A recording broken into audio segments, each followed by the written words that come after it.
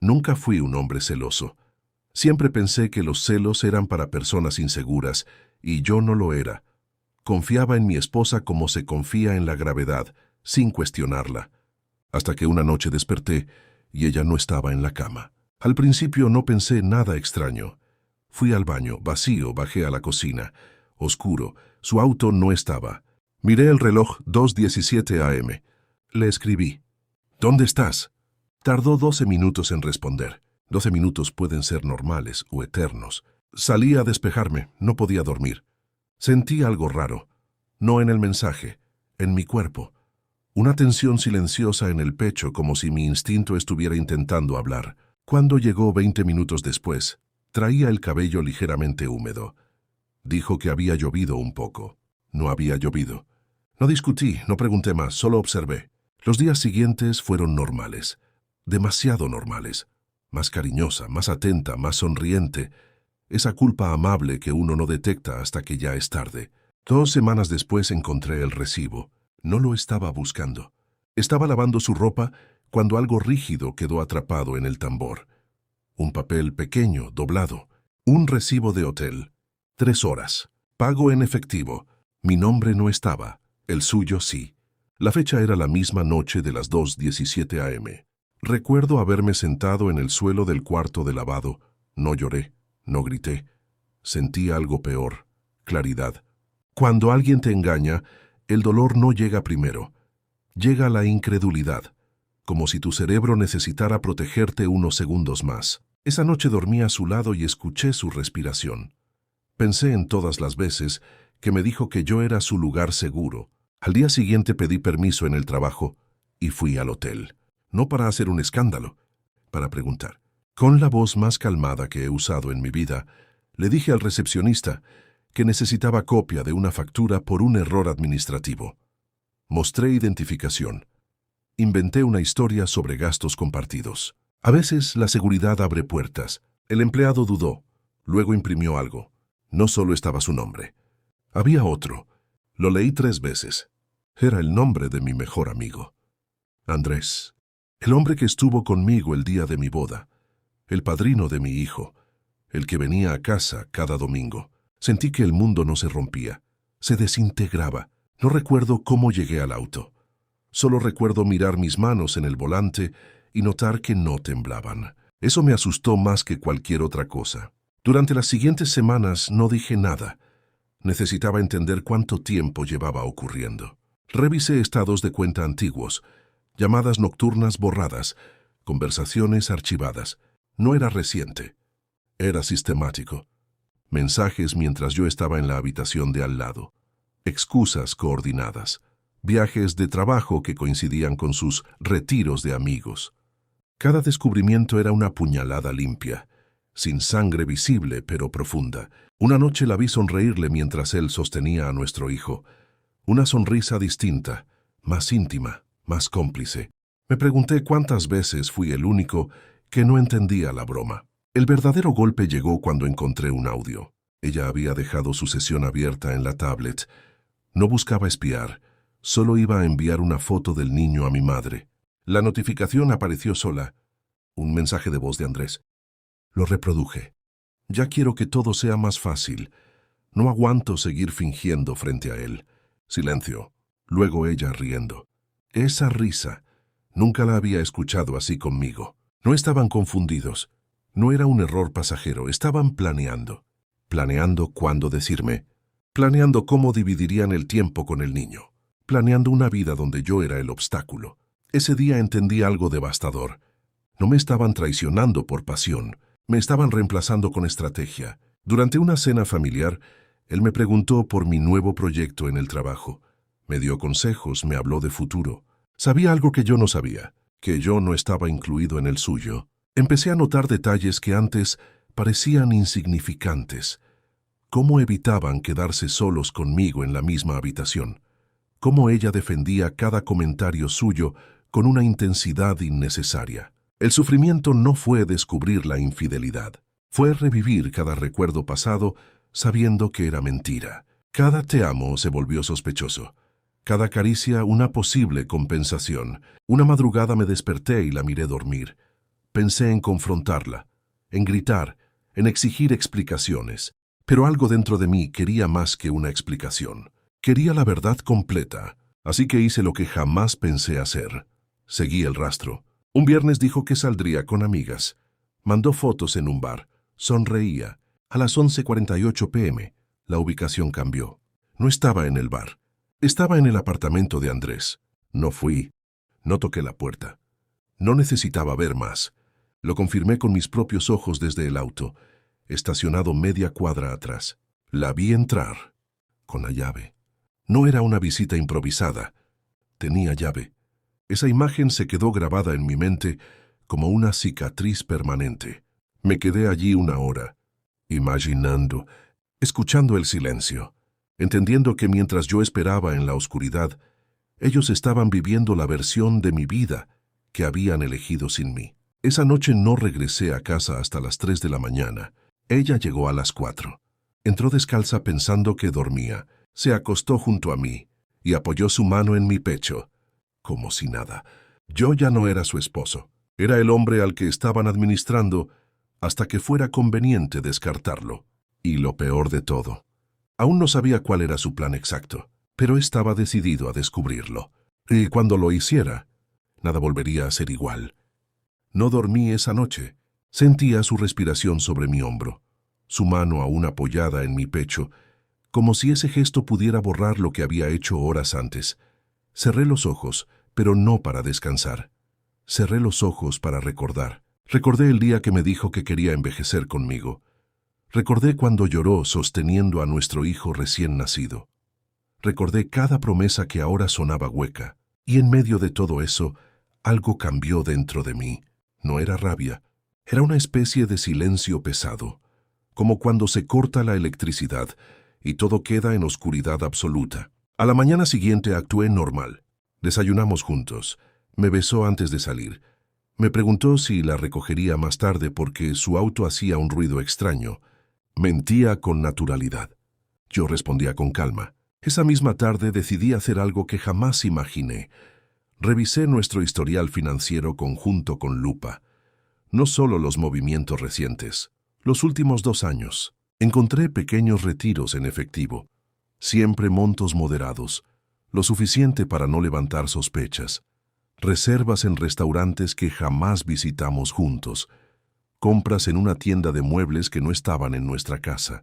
Y entonces entendí, no era solo una aventura, estaban construyendo algo, un espacio propio, quizás un apartamento, quizás una vida paralela. El golpe real llegó cuando vi una transferencia recurrente desde nuestra cuenta conjunta hacia una cuenta que no reconocía. El concepto decía ahorro. Ahí sentí algo romperse. Ese dinero no era solo mío. Era el fondo universitario de nuestro hijo. Me quedé mirando la pantalla durante varios minutos. No lloré, no grité. Solo respiré más lento. Ya no era solo infidelidad, era traición calculada. Esa noche decidí hablar con Andrés, no para confrontarlo, para observarlo. Lo llamé con voz tranquila y le dije que necesitaba su opinión sobre una posible inversión. Aceptó reunirse conmigo en un café al día siguiente. Llegó sonriente, seguro, relajado. Me habló de negocios, de oportunidades, de confianza. Confianza, lo miré directamente mientras hablaba y pensé en la llave que tenía en su bolsillo. La llave que abría la puerta de su apartamento y de mi matrimonio. En un momento, su teléfono vibró sobre la mesa.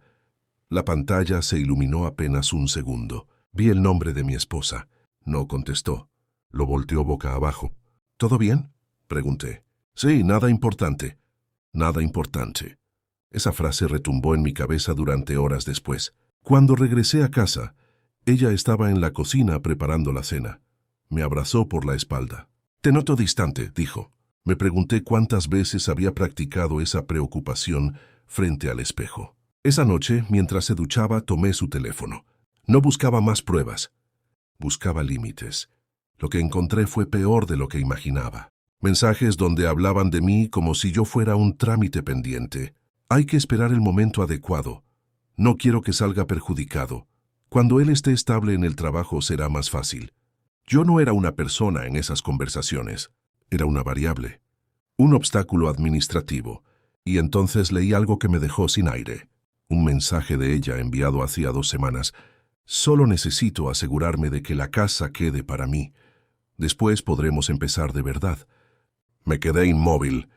No solo me estaba engañando, estaba planificando quedarse con todo, con la casa, con el dinero, con mi hijo y con mi mejor amigo. Sentí por primera vez una punzada de miedo, no por perderla, por no haberla conocido nunca realmente. Esa noche, cuando salió del baño con el cabello mojado y la piel aún tibia por la ducha, se metió en la cama y se acurrucó contra mí. «Te amo», susurró. Su voz era suave, familiar y completamente extraña. No respondí. Solo la abracé, porque ahora necesitaba tiempo.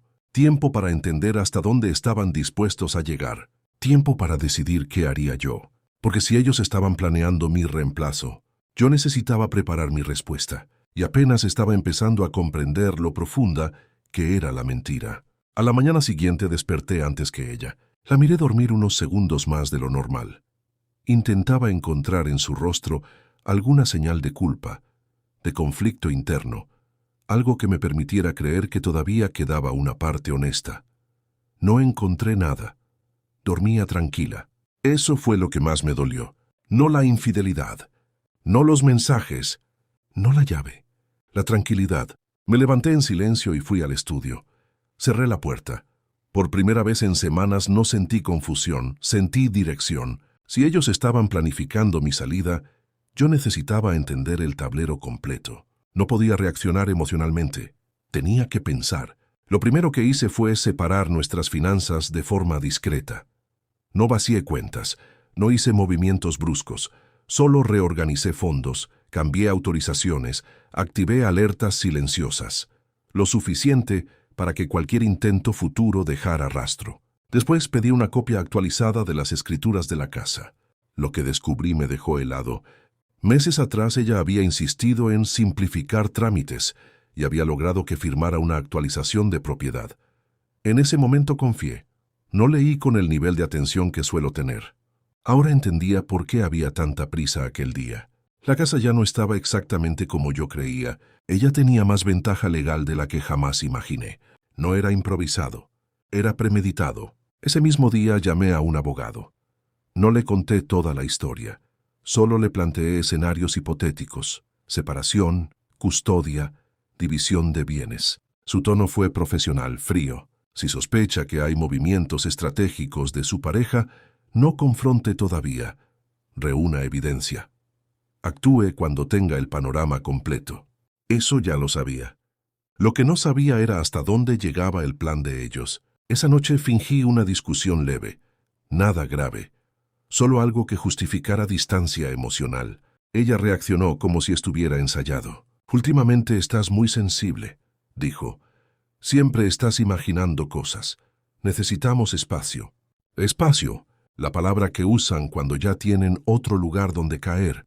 Al día siguiente noté algo nuevo. Empezó a mencionar con más frecuencia la idea de independencia, de que quizás necesitábamos tiempos separados para crecer. Era sutil, pero constante. Y entonces ocurrió algo que cambió todo. Una tarde, mientras estaba en casa antes de lo habitual, escuché su voz en el patio trasero. Hablaba por teléfono. No sabía que yo ya había llegado. No escuché todo. Solo una frase. «Sí, ya casi está listo. Solo necesito que él firme lo del préstamo y podemos movernos». Me quedé inmóvil. Préstamo. Esa noche, durante la cena, mencionó casualmente que el banco ofrecía una ampliación de crédito sobre la casa para invertir en algo que nos diera estabilidad. Estabilidad. Ahora cada palabra tenía doble fondo. Sonreí. «Claro, mándame la información y lo reviso». Ella pareció aliviada. Demasiado. Esa misma madrugada revisé el correo. Ahí estaba.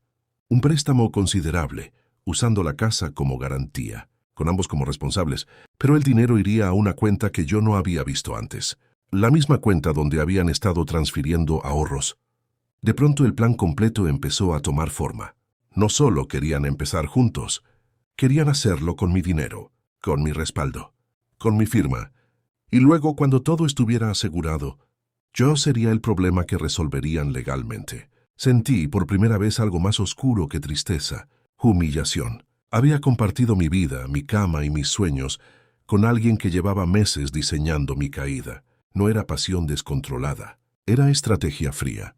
Esa noche no dormí, no porque estuviera devastado, sino porque entendí que el siguiente movimiento definiría todo. Si firmaba, aceleraba mi propia ruina. Si me negaba abruptamente, revelarían que sabían que yo sabía. Tenía que elegir con precisión, y mientras ella dormía a mi lado, convencida de que su plan avanzaba perfecto, yo ya había decidido que no sería la pieza que sacrificarían. Aún no sabía cómo iba a jugar, pero tenía claro algo. Ya no estaba intentando salvar mi matrimonio. Estaba intentando salvar mi vida. Al día siguiente actué exactamente como ellos esperaban. Revisé el documento del préstamo con aparente interés. Hice un par de preguntas superficiales y dije que necesitaba consultarlo con calma. Ella no insistió. Esa fue la confirmación final de que todo estaba medido. Si realmente fuera un proyecto en pareja, habría debate, entusiasmo, presión compartida. Aquí solo había cálculo. Esa tarde pedí una copia completa del contrato al banco con la excusa de revisar cláusulas fiscales. No era mentira, solo que mis motivos eran otros. Ahí encontré el detalle que terminó de encajar todo. La cuenta destino no estaba solo a nombre de ella, estaba a nombre de ambos. Ella y Andrés, no como amigos, como sociedad registrada. Una pequeña empresa creada 3 meses atrás. 3 meses. Eso significaba que cuando aún me besaba cada mañana, ya estaba firmando documentos con él. Ya no era una aventura emocional, era una transición organizada. Empecé a reconstruir la línea de tiempo. La primera noche que desapareció a las 2:17. El hotel, las transferencias, la nueva sociedad, el préstamo, la conversación sobre cuando él esté estable. Yo era el puente financiero hacia su nueva vida, nada más. Esa noche decidí provocar un pequeño temblor en su plan. Le dije que en el trabajo estaban considerando ofrecerme un traslado a otra ciudad con mejor salario.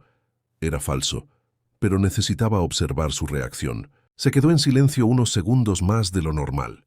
¿Te irías?, preguntó. No había miedo en su voz. Había cálculo. Depende de lo que sea mejor para nosotros, respondí. Ella bajó la mirada. Bueno, siempre podemos adaptarnos. Adaptarnos. Traducción. Si me iba, su camino quedaba despejado. Si me quedaba, necesitaban acelerar. Esa noche escribió más mensajes de lo habitual. Lo noté por la luz de su pantalla bajo la sábana. Fingí dormir. 2 días después, Andrés me llamó. He estado pensando, tal vez lo del préstamo es buena idea, es el momento de arriesgar. Era extraño que opinara sobre mis finanzas familiares. Demasiado extraño. Su tono era amable. Pero había urgencia detrás. Ya no tenía dudas. Habían sincronizado presión. Yo no estaba enfrentando una infidelidad. Estaba enfrentando una alianza. Y entonces cometieron un error. Uno pequeño pero suficiente. Una transferencia grande salió de nuestra cuenta conjunta antes de que el préstamo fuera aprobado.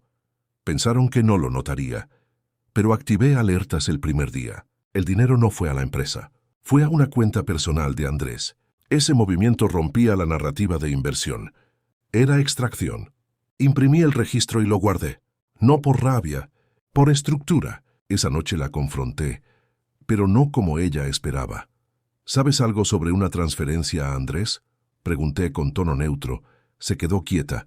Solo un segundo, pero suficiente. Ah, sí, fue algo temporal. Él necesitaba liquidez para un proyecto. Lo vamos a formalizar después. Mentira improvisada. Claro, respondí. Solo quería entenderlo, no levanté la voz. No mostré enojo. Eso la desconcertó más que cualquier grito, porque el plan estaba diseñado para un hombre emocional, no para uno que toma notas. Esa madrugada revisé el contrato de la sociedad que habían creado. Había cláusulas interesantes, responsabilidad compartida, deudas solidarias. Si el préstamo se aprobaba y luego la empresa fracasaba, yo sería responsable. Pero si lograba demostrar mala fe antes de firmar, todo cambiaba. Ya no se trataba de salvar dignidad, se trataba de anticipar el golpe, porque ahora sabía algo con absoluta claridad.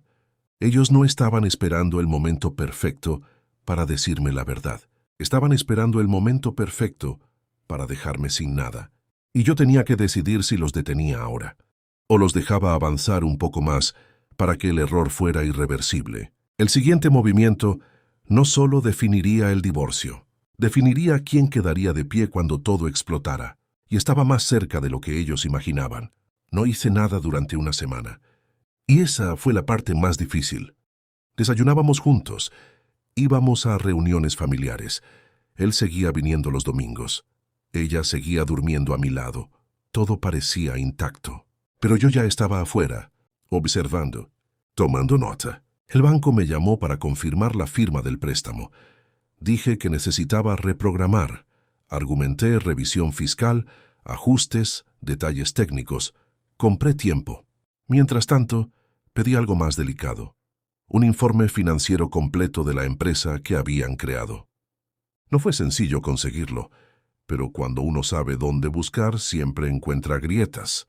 La empresa no tenía actividad real, no tenía facturación significativa, pero sí tenía gastos. Alquiler de oficina, mobiliario, consultoría, un anticipo para expansión. Todo pagado con dinero que, directa o indirectamente, salía de lo nuestro. Ellos no estaban construyendo algo sólido, estaban apalancándose en mí. Y entonces entendí algo más profundo. No planeaban quedarse conmigo mientras consolidaban su vida. Planeaban usarme como respaldo hasta que fuera innecesario. Después me presentarían como el esposo distante, el hombre frío, el que ya no era el mismo. La narrativa ya estaba escrita. Solo faltaba ejecutarla. Esa noche hice algo que cambió el equilibrio. Fui al banco en persona y solicité una revisión preventiva de cualquier crédito asociado a mi nombre. Activé cláusulas de verificación adicional. Cualquier movimiento requeriría validación directa conmigo. No se lo dije. Esperé. 3 días después ella llegó alterada. El banco está poniendo trabas innecesarias. ¿Hiciste algo? La miré con calma. Solo estoy siendo prudente. Esa palabra la irritó. Prudente, porque la prudencia arruina los planes rápidos. Esa noche discutimos por primera vez de verdad. Me acusó de desconfiado, de controlador, de haber cambiado. Y ahí entendí otra cosa devastadora. Para justificar lo que hacían, necesitaban convertirme en el villano. Era más fácil traicionar a alguien difícil que a alguien leal. Mientras ella hablaba, lloraba incluso, noté que no había culpa. Había frustración. Frustración porque el plan se estaba complicando. 2 días después, Andrés dejó de venir a la casa. No por decisión propia. Yo lo invité. «Tenemos que hablar», le dije. Nos reunimos en su apartamento, el mismo lugar donde la vi entrar aquella noche. No mencioné la infidelidad.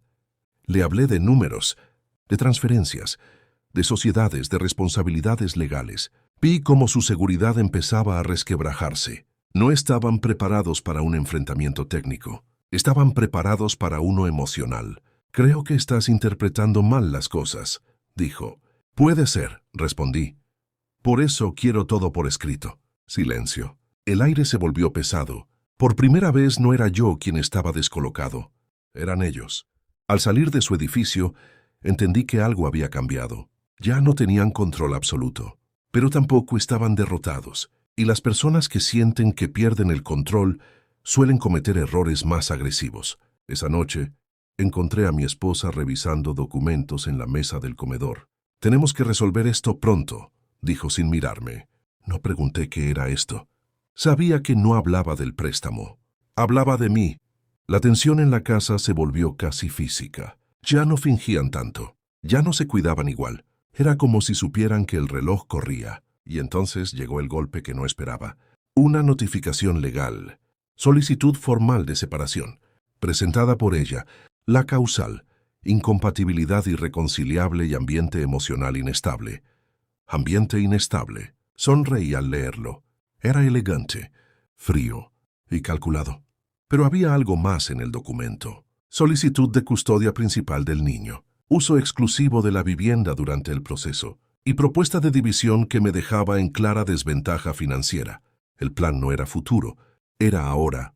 Me estaban desplazando oficialmente. Me senté en el estudio con el documento en las manos y sentí por primera vez algo distinto al dolor. Determinación. Ya no había matrimonio que salvar. Ya no había amistad que rescatar. Solo había una pregunta. ¿Reaccionaría como el hombre herido que ellos habían anticipado? ¿O como el hombre que llevaba semanas preparándose en silencio?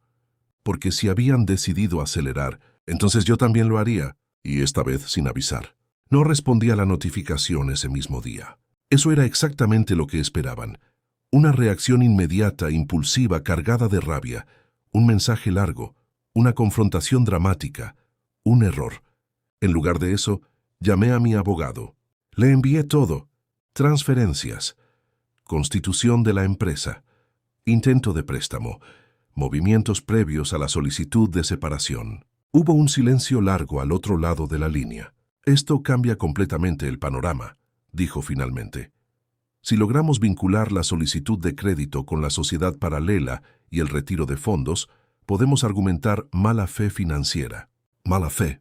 Esa expresión tenía peso legal. Ya no era una traición moral. Era una estrategia económica documentada. Esa noche llegué a casa como siempre. Ella estaba tranquila. Demasiado tranquila. ¿Recibiste los papeles?, preguntó sin levantar la vista del celular. Sí. Esperó más. No dije nada más. Eso la incomodó. ¿Y? Los estoy revisando. Silencio. Ella necesitaba conflicto para reforzar su narrativa. Yo le estaba dando incertidumbre. Los días siguientes fueron extraños. Vivíamos bajo el mismo techo, pero ya no como pareja, más bien como dos negociadores esperando el momento de presionar. Andrés no apareció, pero su sombra estaba en todas partes. Entonces llegó la audiencia preliminar. Entré a esa sala con una calma que incluso a mí me sorprendía. Ella estaba al otro lado. Su abogado hablaba con seguridad. Argumentaban ambiente hostil, desgaste emocional, necesidad de protección para el menor. Yo escuchaba. Cuando fue el turno de mi abogado, no habló de emociones.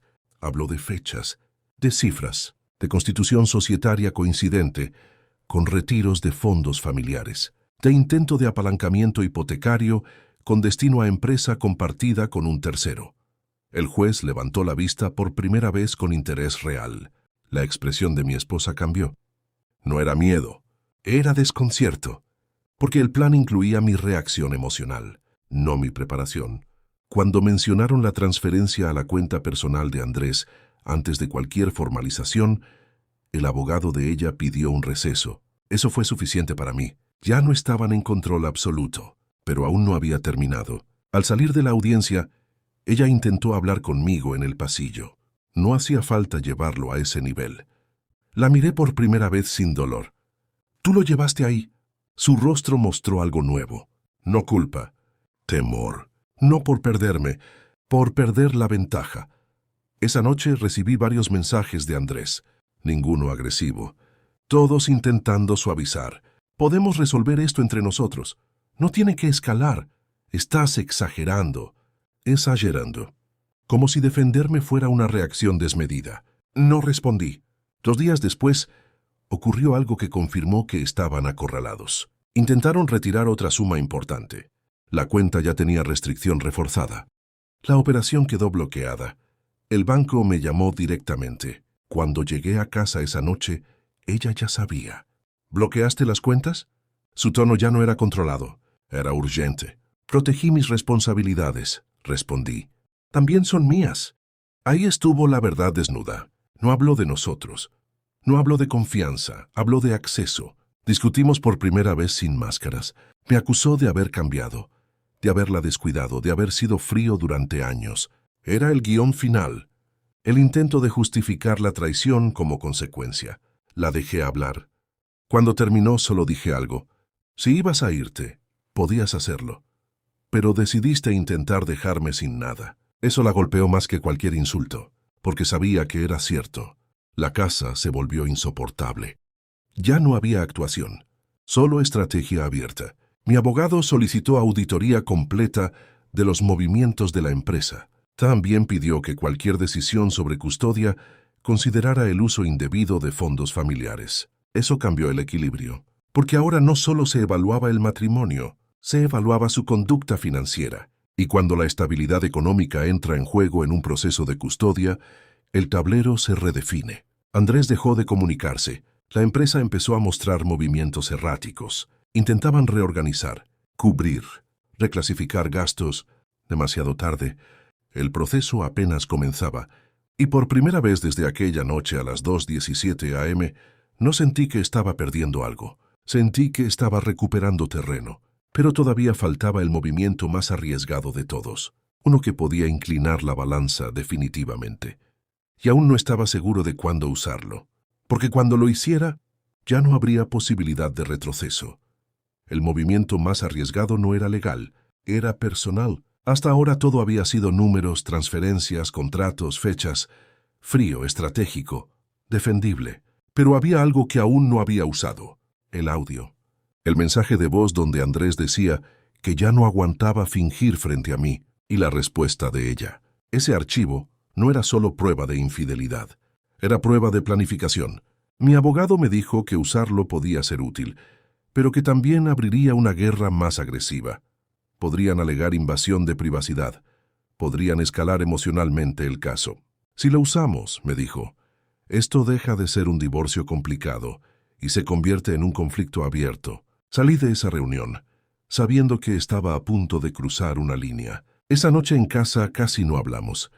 Ella estaba distante, tensa, revisaba su celular cada pocos minutos, probablemente coordinando daños. Me pregunté en qué momento dejó de ser la mujer que conocí, o tal vez siempre fue así, y yo nunca miré con atención. 2 días después ocurrió algo inesperado. Mi hijo me preguntó si me iba a mudar.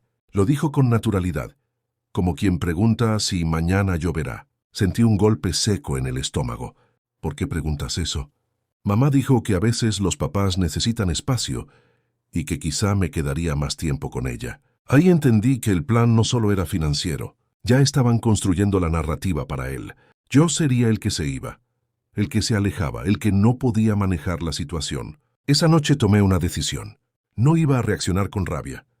Iba a exponer hechos. En la siguiente audiencia, mi abogado presentó la solicitud de auditoría ampliada y agregó un elemento nuevo: posible ocultamiento patrimonial con fines de perjuicio conyugal.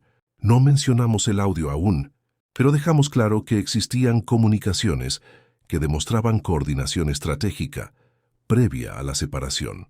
Vi cómo el abogado de ella perdió parte de su firmeza, porque cuando una parte insinúa que posee más evidencia de la que muestra, la otra empieza a dudar de cada paso. Después de la audiencia, Andrés finalmente apareció en persona. Me interceptó en el estacionamiento. Ya no tenía el tono conciliador. «¿Estás haciendo esto más grande de lo que es?» Lo miré fijamente. «Ustedes lo hicieron grande cuando intentaron usar mi casa como garantía para su empresa». Silencio. Por primera vez, no tuvo respuesta inmediata. «No queríamos perjudicarte», dijo finalmente. Esa frase me produjo algo cercano a la risa. No querían perjudicarme. Solo querían mi dinero, mi estabilidad, mi hijo, y luego apartarme con un documento limpio. Me acerqué un paso. «Lo único que me duele», le dije, «es que no tuvieras el valor de hacerlo de frente». Esa fue la última vez que hablamos. Los días siguientes fueron tensos. La auditoría empezó a revelar inconsistencias más serias de lo que incluso yo imaginaba. Gastos personales disfrazados como inversión, transferencias cruzadas, movimientos previos a fechas clave. La empresa, que parecía un proyecto de futuro, empezaba a verse como un mecanismo improvisado. Mi esposa empezó a mostrarse más agresiva en casa. Ya no era diplomática, era hostil. «¿Estás feliz ahora?», me dijo una noche. «¿Arruinando todo?» «Arruinando». Esa palabra revelaba algo importante. Para ella, lo que se estaba rompiendo no era el matrimonio, era el plan. Dormíamos en habitaciones separadas. El ambiente era denso, casi eléctrico. Yo sabía que aún podía usar el audio, y cada día que pasaba aumentaba su valor estratégico. Pero también sabía que, cuando lo hiciera, destruiría cualquier posibilidad de acuerdo pacífico. Y entonces ocurrió algo que no estaba en mis cálculos. Recibí una notificación urgente del banco. Habían detectado intento de falsificación de firma en un documento digital vinculado al préstamo inicial. Mi nombre. Una validación electrónica que yo nunca hice. Sentí la sangre enfriarse. Eso ya no era ambigüedad moral. Era delito. Y en ese instante entendí algo con absoluta claridad.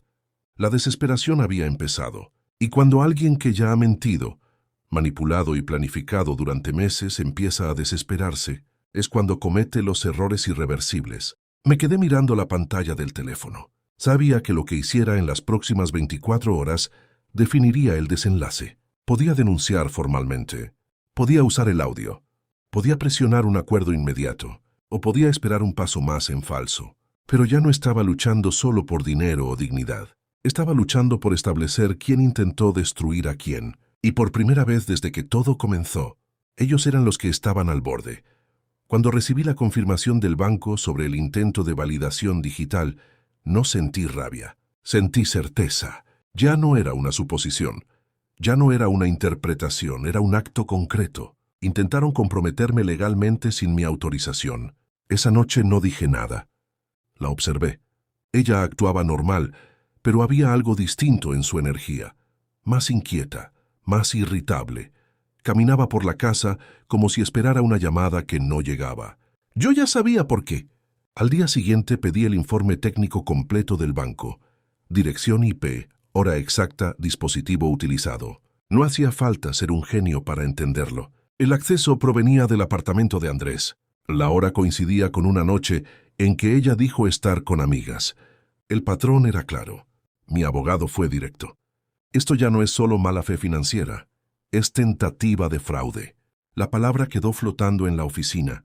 Durante semanas me habían hecho sentir paranoico, exagerado, desconfiado. Ahora los hechos hablaban solos. Tenía dos caminos: presentar denuncia formal inmediatamente, o usarlo como presión para un acuerdo total. Esa misma tarde, ella intentó algo inesperado. Llegó al estudio con los ojos enrojecidos. «No quiero que esto se vuelva una guerra», dijo.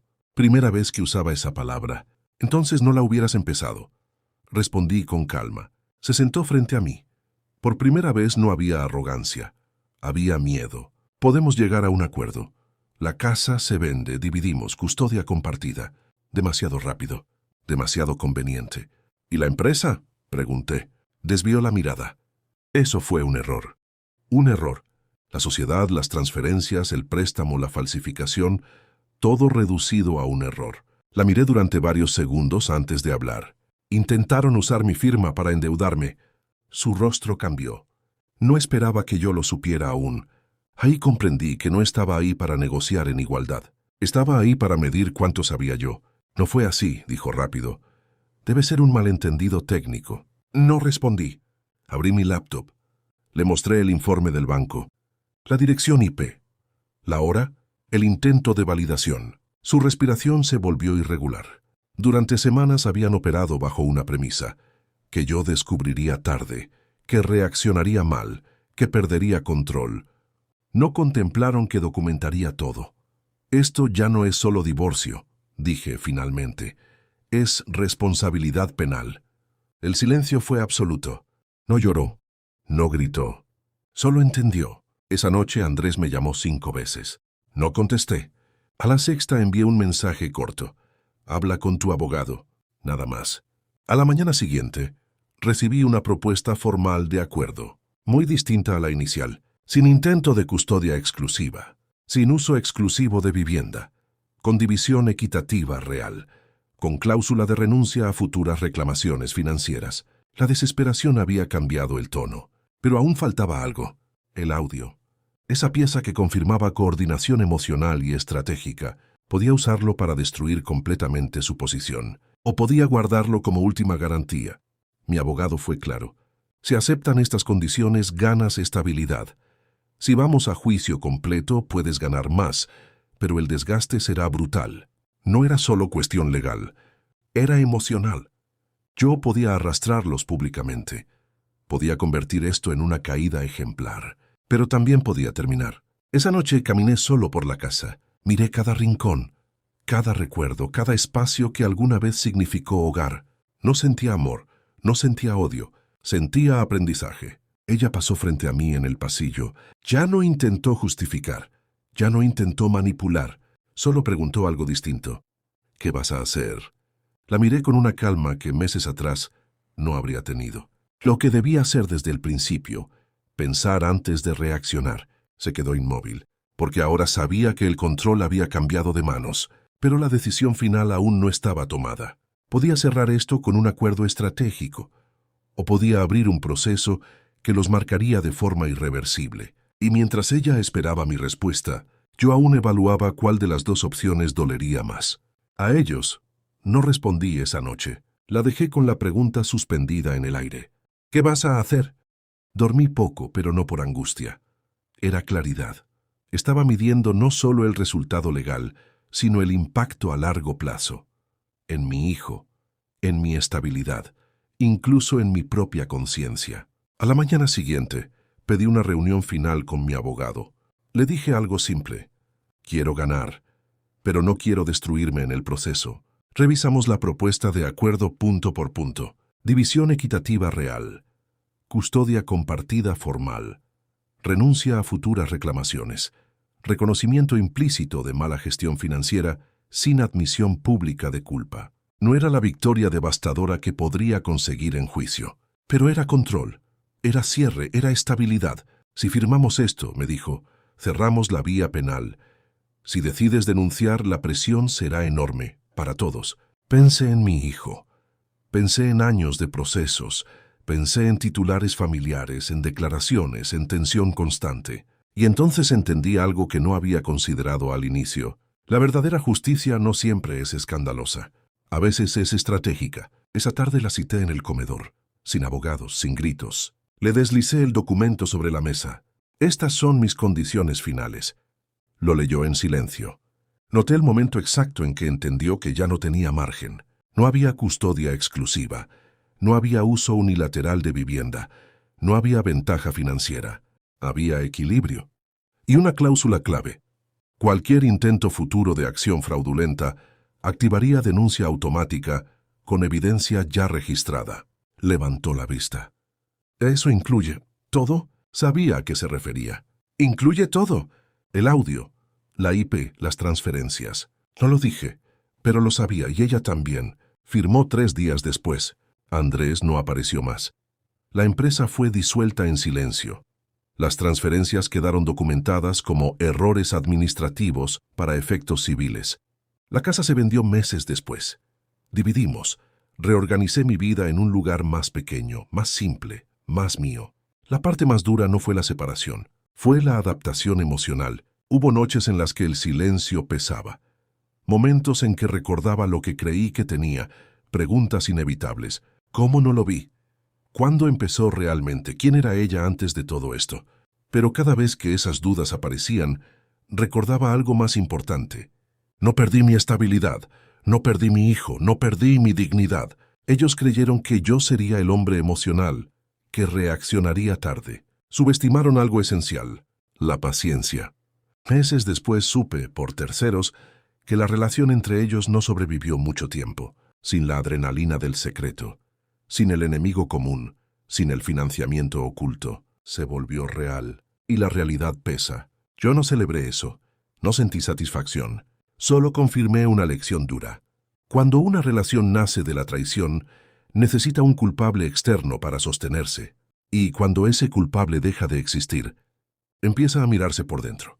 Hoy no odio, no deseo venganza, pero aprendí algo que jamás olvidaré.